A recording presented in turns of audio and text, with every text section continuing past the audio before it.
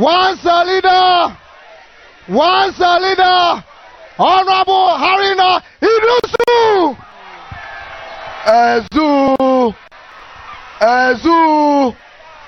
Zuza.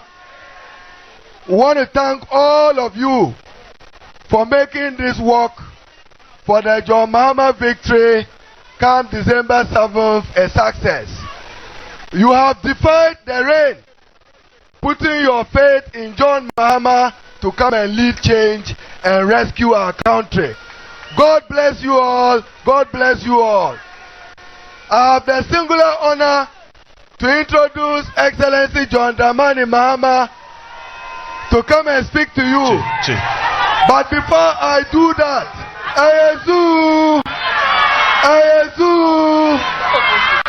we have to save this country from the ravages of the Nana Addo Dankwa Bawumia misrule, their misgovernance, and their loot, to use the loot for state capture.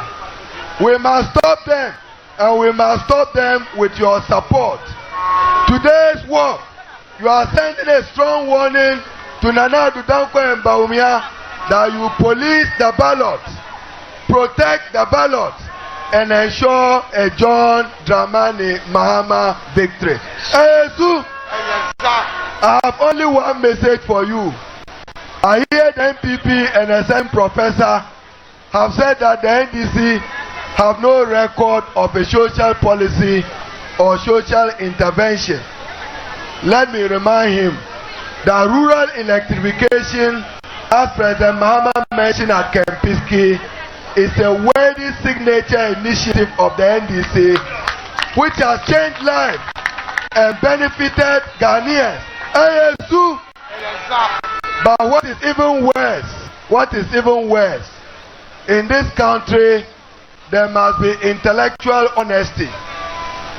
The 1992 Constitution was bequeathed to Ghanaians by the PNDC NDC. There is absolutely nothing wrong for the NDC to even take credit for transiting Ghana from an authoritarian rule to a democratic rule. Let alone a constitutional provision. What Professor Dunphy must know, that Jerry Rawlings worked with very brilliant people. Professor Kwame Hoy remains the father of decentralization. And we are reminding Professor Dunphy that even before Article 252 of the 1992 Constitution, there was a PNDC Law 207 on decentralization. That was NDC. And therefore, when President Mahama said that it is to the NDC credit that a common fund was established under Article 252 of the Constitution, it remains a matter that is sincere and honest and cannot be contested. Let alone say that what the common fund have done, many countries have come to Ghana to learn our decentralization program and policies. And they have come to learn because it went beyond mere constitutional provisions to us creating decentralized institutions of government, of municipal district assemblies. The developments that have occurred as a result of the district assembly common fund can only be to the credit of the NDC. So Professor Dunphy, come again. So the professor, he must come again. It was not only the 1992 Constitution of Article 252, even before it, there was a PNDC Law 207. That is credit to the PNDC and the NDC. In one breath, we shouldn't take credit for what Rawlings did. In another breath, we must pay for the sins of what they say they don't accept. So to avoid a state capture, the MPP is determined to capture the state of Ghana as if it's their bona fide and their own. The only person who can stop this capture, welcome him. The only person who can stop this capture, a state capture, rescue the country, develop the country, the economy of the country. Join me, join me, join me, join me. Thank you, thank you, thank you, thank you very much. Thank you very much. God bless all of you. And let me thank everybody who has turned out this morning for this fitness walk. This walk is the beginning of the launch of the campaign for 2024. And I expect that all the regions will also do their version of this walk. It shows that NDC, we are healthy, we are ready for the campaign of 2024. Even the rain has not been able to stop you. All of you who have walked today from the starting point to here have done 6 kilometers of walking. And that should put you in good health and prepare you for the job that we have ahead. We're going to go from door to door, from house to house, from market to market, taxi rank to taxi rank, trotro station, kitchen, chop bar, everywhere Ghanaians are. We're going to go there and send the message of NDC. It's a long time since I was talking Ayusuba. It's a long time since I heard his song, but his message is very instructive. My father, the way you do, it is not fine. The way you do, it is not fine. Every day and every night, I suffer, money matter. The way you do, it is not fine. Akufo-Addo, the way you do, it is not fine.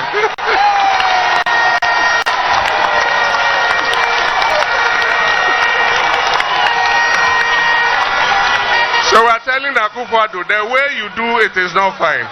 Bawumia, the way you do, it is not fine. You make Ghanaians suffer, money matter. Every day, every night. But that's the beauty of democracy. It affords us every 4 years the opportunity to make a change. And that opportunity comes on 7th December 2024. I just want to say that when you have a sickness, the first step towards getting a cure is to diagnose the sickness and know that you are sick. Unfortunately for this group of people in leadership, the NPP, they don't even recognize that Ghana is sick. For somebody to say that there is no hunger, there hasn't been hunger since Akufo-Addo came into government, it means because he's eating peche and the rest of us are eating pocho. He doesn't know that there's hunger in Ghana. But everything has a time. Every dog has its day. And the NPP's day is up on 7th December 2024. I know that Nungwa and Teshi have fishing communities. And all of them are complaining. The way pre-mix was organized in our time. Bonnie, Professor Tamnils, your presidency here, me, here in Sean Affair, Nebasa pre-mix standing. If a landing beach committees, near ha pre-mix akehame, near me jakeha fishermen. Agweneke pre-mix ba, akeha chairman, alo women's organizer ko. Keke fishermen aya he premix ye hairdresser he. Ke oba safe koni premix fishermen ada.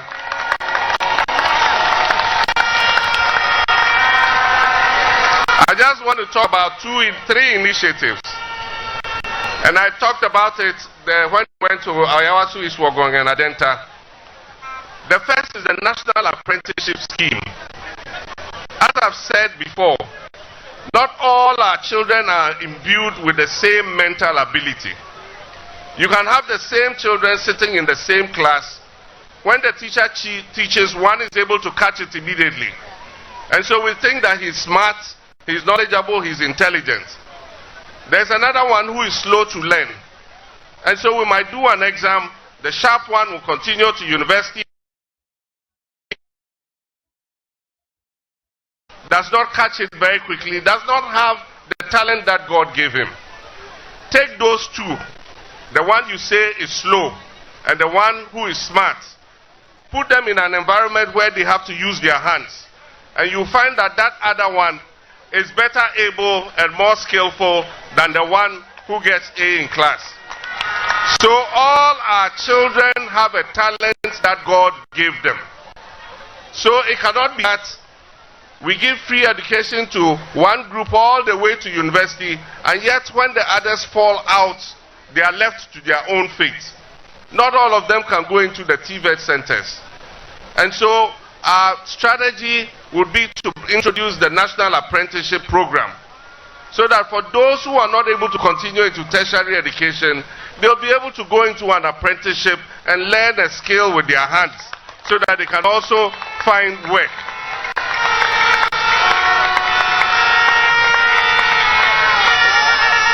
And if you have to learn a skill under the National Apprenticeship Program, it will help you to be able to establish something for yourself and be able to earn an income. And I said that even if your intention is to go outside the country, if you have a skill, it is an advantage for you. Because if you are a mason, it's easier to find work as a mason. If you are a carpenter, it's easier to find work. If you are a welder, it's easier to find work. So when we introduce the National Apprenticeship Scheme, I expect that all our young people who are idle and not doing anything, they are not in education, they are not in employment, at least they will come into training so they are able to learn a skill under the National Apprenticeship Program. The second one is our women. Our women are a major driver of this economy. If it comes to trade and commerce, our women dominate that sector. And most of the time, all they need is just a little credit, 1,000 Ghana cedis, to be able to use as capital, to be able to do their business. And yet there is no helper. The traditional banks won't give them support. And that's why NDC says when we come into office, we're going to create the National Women's Bank.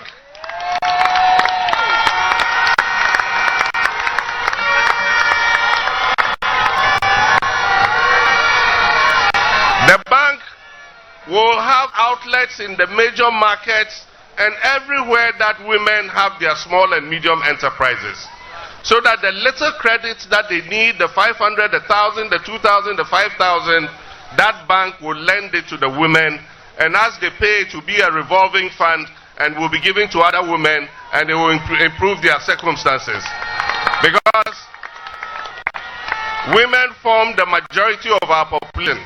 The population census has continuously shown that women are 51% of our population, more than the men. And so we're going to give this focus so that they can be able to resolve their issues. 24-hour economy, number 3.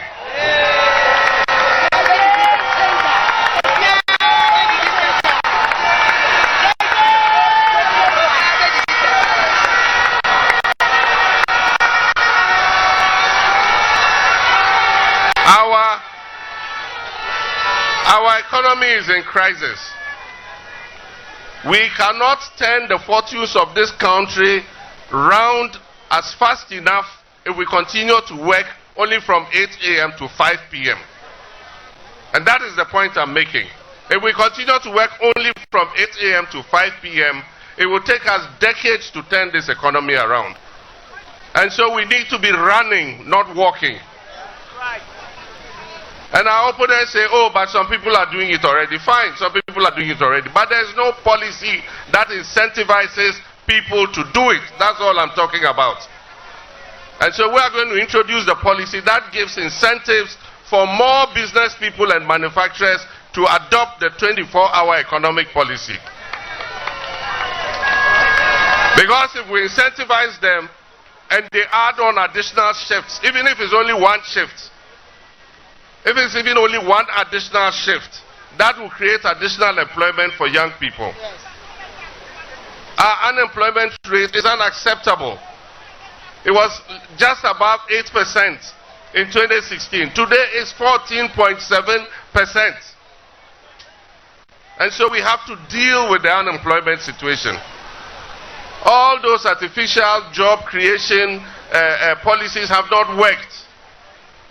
You recruited young people for the NAPCO program.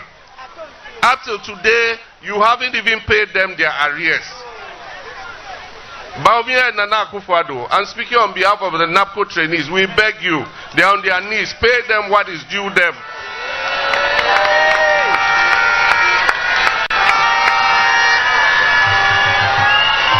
And so finally, about the election and our constituencies, all of us who are capable must volunteer to train as party agents.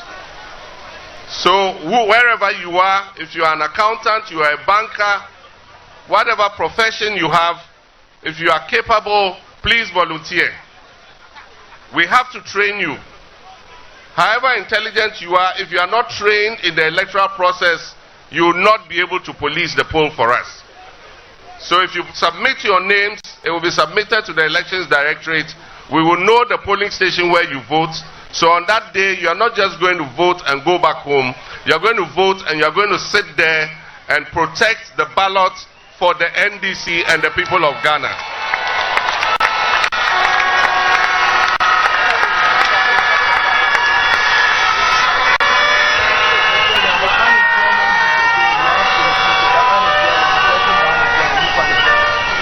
And so, you will sit there and protect the ballot for us. And please, none of us is going to sleep on 7th December evening until all the ballots have been counted. I don't want to call any constituency executive and your phone is off. It is not the duty of the Elections Directorate. It's the duty of the chairman, the vice chairman, the secretary, the organizer, youth organizer, women's organizer, and all the executives to stay awake for 72 hours. You must not sleep until the results are declared.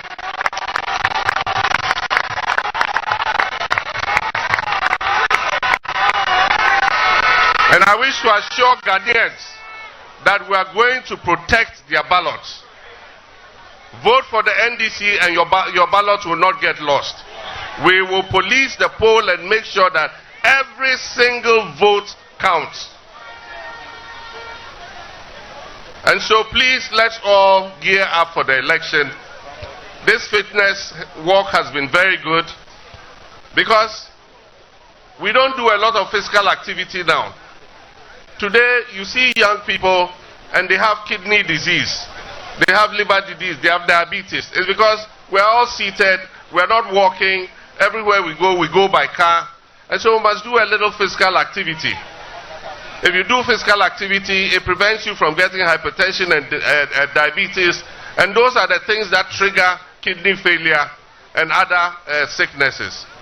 So please, let's get active. Let's get involved in fitness. And I want to thank all of you who came. 27th July, we are launching the campaign for 2024.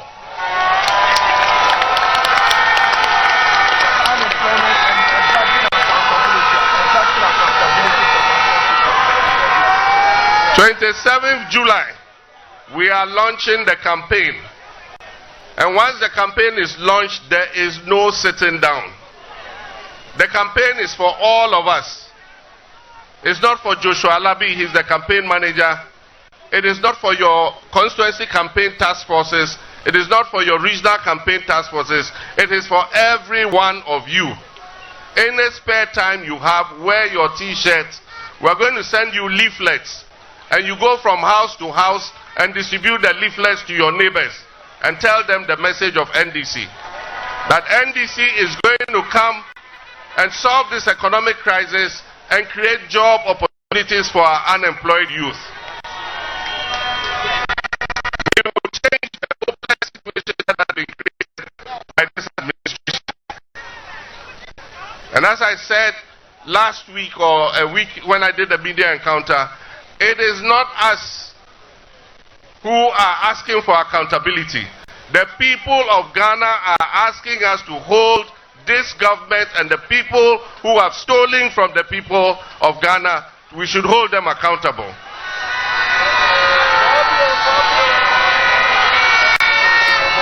It is a demand from the people of Ghana that anybody who has misappropriated the people's wealth must be held to account. Anybody who has captured state property illegally must be held to account. And so, it is not a threat, as Nanajian said, it is a promise. But let me sound the caution that as we hold them accountable, we will hold our own people to accountable if they do the same thing.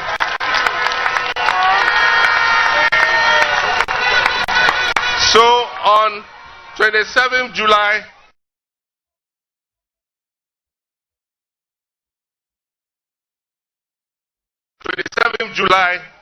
and so as many of you who can be in attendance, please, you are warmly welcome. The victory of the NDC is coming again, and it starts in Tamale on 27th July. I thank you very much, and God richly bless all of you. Thank you.